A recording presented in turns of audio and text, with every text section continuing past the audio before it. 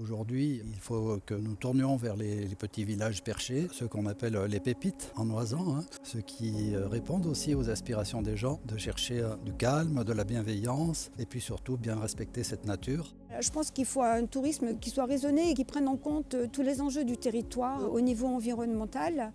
Il reste en fait une étape à passer qui est de connecter un petit peu toutes ces stratégies pour que le territoire dans son ensemble fasse en fait les enjeux à venir dans les 20-30 ans.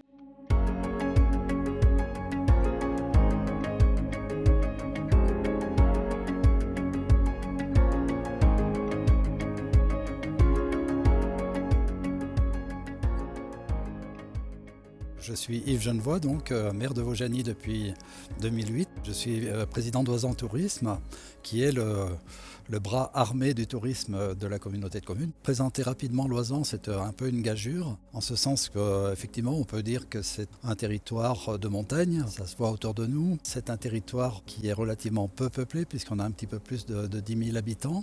C'est un territoire qui comporte une étendue géographique importante tout de même, qui s'étend des limites de l'agglomération grenobloise jusqu'aux confins des Hautes-Alpes et de la Savoie. Et c'est un territoire aussi qui comporte de nombreuses spécificités, de par sa population, de par son habitat et de par aussi son économie. Et puis nous avons en altitude et en haute altitude des fleurons de l'économie touristique avec des grandes stations internationales. Je me présente Stéphane, je suis socio-professionnel sur la commune des Deux-Alpes et administrateur de l'Office du tourisme des Deux-Alpes. Sur les Deux-Alpes, j'ai un magasin de produits régionaux et je suis aussi commerçant non sédentaire, je fais tous les marchés de l'Oisan. Alors comment je vois l'Oisan déjà c'est un territoire grandiose. Pour moi, c'est un territoire juste génial, quoi. C'est-à-dire qu'on est sur un territoire de haute montagne qui a vraiment des caractéristiques à la fois typiques et atypiques. Quand je dis typique, on a vraiment ce côté vertical avec des sommets qui sont mythiques, avec ces cols qui sont mythiques, avec cette plaine qui est mythique. Enfin voilà, on ne va pas rentrer dans les détails, mais c'est vraiment un territoire qui, sur les aspects géologiques, est unique. Je me présente, Nicole Faure, je suis vice-présidente à la communauté de communes de l'Oisan en charge de l'environnement et maire de la commune d'Ornon. Je pense qu'il faut un tourisme qui soit raisonné, qui prenne en compte tous les enjeux du territoire au niveau environnemental. Nous sommes à notre deuxième plan climat et il faut qu'on continue et là il faut qu'on arrive à être vraiment dans des actions fortes. Alors on a des ateliers, on a des idées, mais aujourd'hui il faut qu'on les concrétise, il faut qu'on les formalise en inscrivant l'environnement dans notre projet de territoire. Alors qu'est-ce qu'on peut améliorer ? Probablement aller donner un influx nouveau à la basse vallée et conforter nos savoir-faire et nos acquis sur la pratique du tourisme. Ce que je crois, c'est qu'en fait, on a des zones qui sont fortes, qui sont des piliers, je pense à l'activité ski, à l'activité vélo, et puis aussi l'alpinisme quand même dans les écrins, faut vraiment pas oublier l'aspect alpinisme. C'est des gens qui ont vraiment développé une ingénierie, quelque chose de fin. Par contre, dans les 20-30 ans à venir, il se peut que le curseur se déplace un petit peu, et il va falloir aller chercher ce qu'on peut appeler des avantages concurrentiels. Il reste en fait, je pense, une étape à passer qui est de connecter un petit peu toutes ces stratégies. Il faut que les choses arrivent à se croiser pour que le territoire dans son ensemble, si on met en face en fait les enjeux à venir dans les 20-30 ans, puisse avancer. Là on parle d'efficience, on parle de comment les acteurs, les techniciens sont capables de construire du parcours, du package pour les clients qui viennent aujourd'hui et viendront demain. Mais on va devoir aller chercher plus que la station et proposer plus que la station. Et c'est là où ça va devenir intéressant parce qu'on va devoir aller construire du produit pour les clients avec d'autres acteurs touristiques du territoire.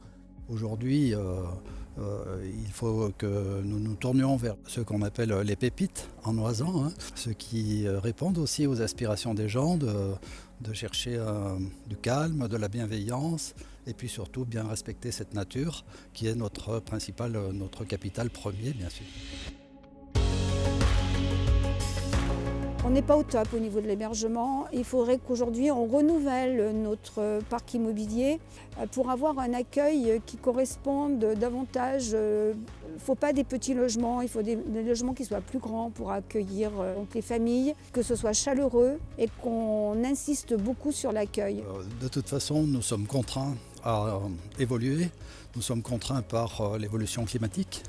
Nous sommes contraints par l'évolution réglementaire et puis nous sommes surtout amenés à nous adapter à la clientèle. Et donc ça posera la question de la mobilité à un moment donné, c'est-à-dire comment les gens peuvent accéder d'un point à l'autre du territoire dans des délais qui sont corrects, dans des conditions qui sont confortables, pour pouvoir en fait découvrir assez rapidement le territoire quand ils viennent en séjour chez nous. Voilà.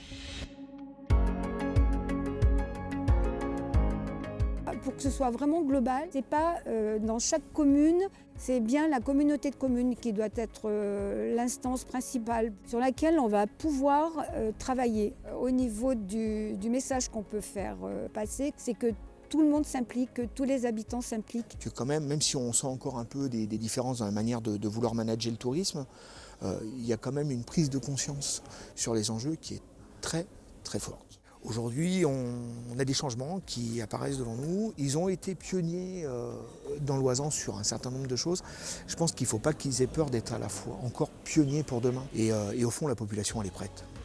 Quand on en parle avec les gens qui vivent du tourisme, ils savent eux aussi qu'il faut que ça avance et que ça change. Si j'avais un message à donner à mes administrés, aux habitants de la commune, mais aussi de la communauté de communes, je leur dirais regardez loin, regardez en haut, portez le regard vers l'avenir. Nous sommes dans une phase de transition. Cette crise sanitaire et économique que nous traversons va être non pas un révélateur, mais un accélérateur de changement. Eh bien, il faut que nous soyons forts pour pratiquer ce changement et le promouvoir.